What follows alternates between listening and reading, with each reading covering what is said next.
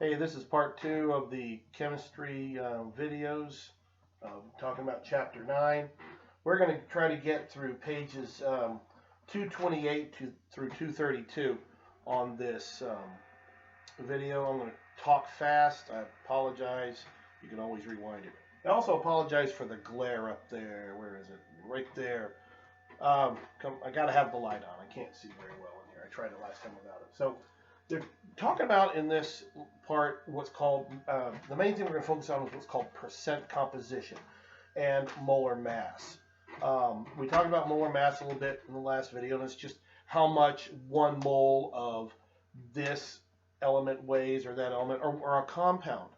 And at the top of page 228, example 9.4, they say, what is the molar mass of Al2SO43? Right here. What if you have one? What they're asking is, if you have 1 mole of that, what will it weigh? Well, it's real simple. This says you have 2 aluminums, and each aluminum weighs 26.98 grams. Each 1 mole of aluminum will weigh 26.98 grams. So if you have 2 moles, you have 53.96 grams. All right.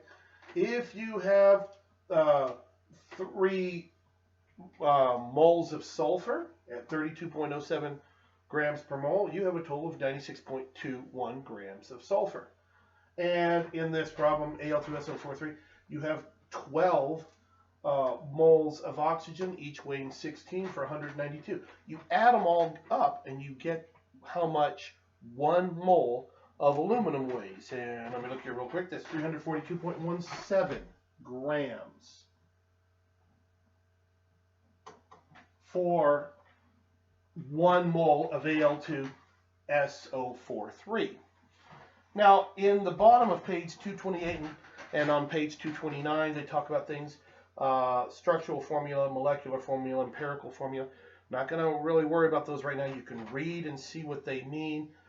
Just an empirical formula just is the reduction of those. They have a chart, 9.3. Every one of those has the empirical formula of CH2O. Now, it might be, well, like the last one, C2H14, or is it C7? Sorry, it's very small writing. C7H14O7. If you reduce that, that's a 1 to 2 to 1 ratio. Carbon, hydrogen, oxygen. The empirical formula for all of those is the same. So moving on, when they talk about percent composition, that's 9.5 at the bottom of page 229, that is always by mass. All right, they're talking about what percent of this thing by mass, by how much it weighs. Let's use an example of H2O. There are 3 atoms there. Hydrogen makes up 66% of the, actually I guess it'd be 7, wouldn't it? Because we round our numbers. Percent of the atoms, and oxygen is 1/3 or 33%, but not by mass. That 1 oxygen weighs so much more than those 2 hydrogens together. Okay, and by what percent? I'm going to do this real quick. If the oxygen, there's 1 oxygen and it weighs 16, well, we've got 16 grams. Let's just stick with grams. Hydrogen, there's 2 of them, and they're at 1.008. That gives me 2.016. I add those up. 1 mole of water weighs 18.016 grams. If they ask for the percent composition, they're not asking which did you have more of, hydrogen or oxygen, by atoms. They're asking how much by weight. If we put me versus 2 Noah Hagees, 2 Noah Hagees still isn't going to weigh as much as me. Sorry, Noah, you're not a heavyweight yet. So let's look at this. What would be the percent composition? Anytime you deal with percents, it's always the part over the whole. Meaning, the thing that you're trying to figure out, let's find the percent composition for the oxygen. There's 16 grams of oxygen for every 18.016. We do that on our calculator. 16 divided by 0.016, 16 divided by 18, I should say, 0.016. I said it wrong. And I get that oxygen is 88.8% of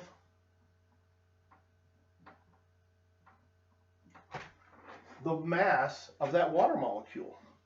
It makes up only 1/3 of the atoms, but it's 88.8% of the mass. We could do the same thing with oxygen. I could say 2.016 divided by 18.016, and I would get 12.1 something, or 12, that would round to 12.2 to get 100%, excuse me.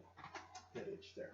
So we're going to skip example 9.5 on the bottom of page 230. We're going to come back to it in a minute. We're going to go up to example 9.6.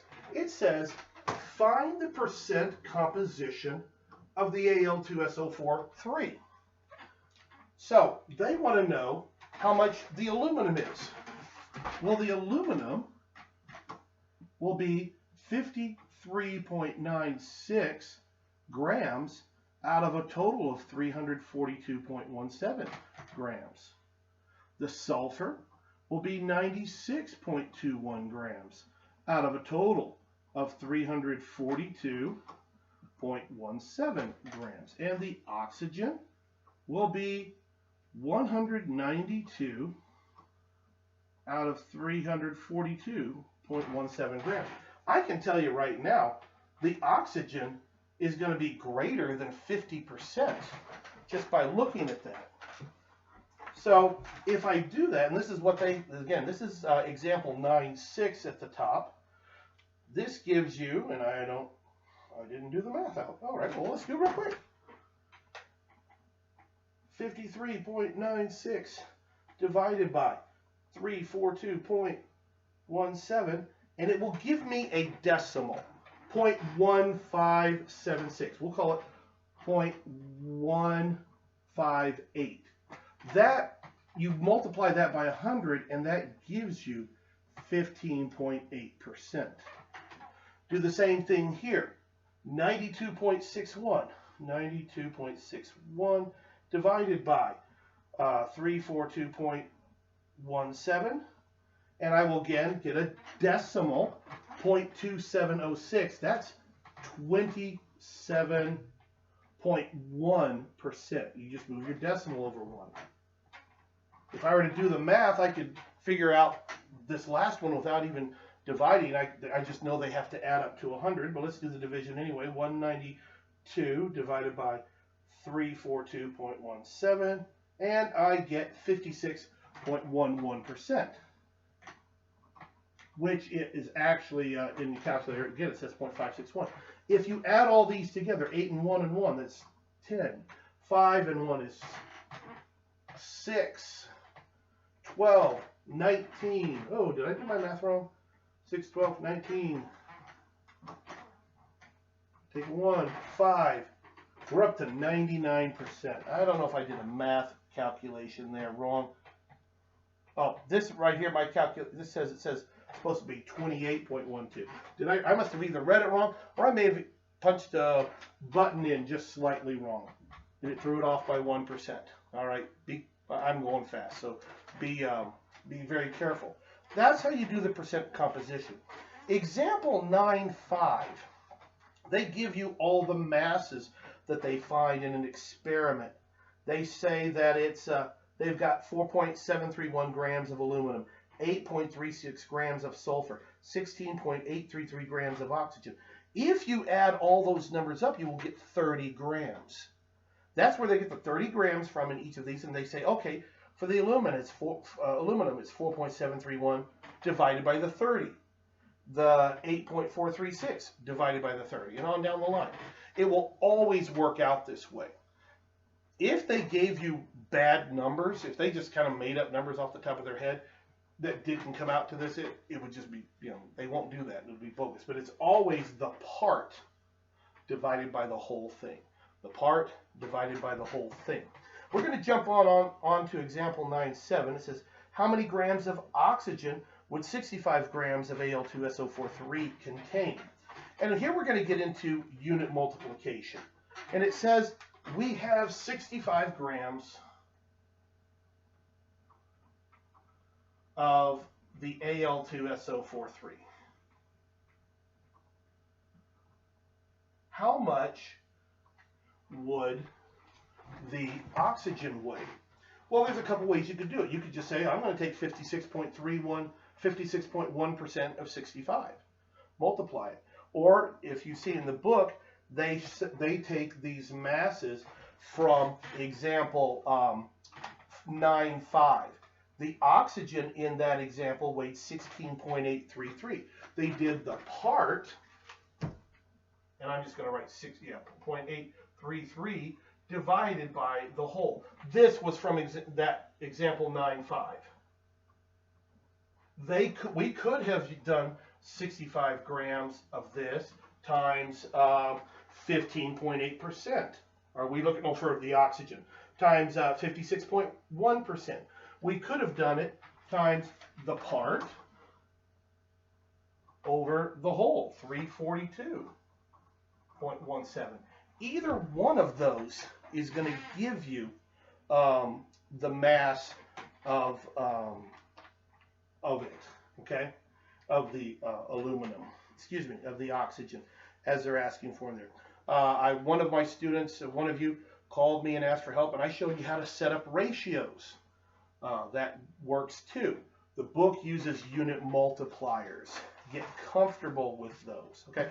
That's all there is for this part. I'll continue to put up more as we go through the rest of the chapter, and we'll get on to stoichiometry, or stoichiometry, however it's pronounced, soon. 12 minutes. Bye.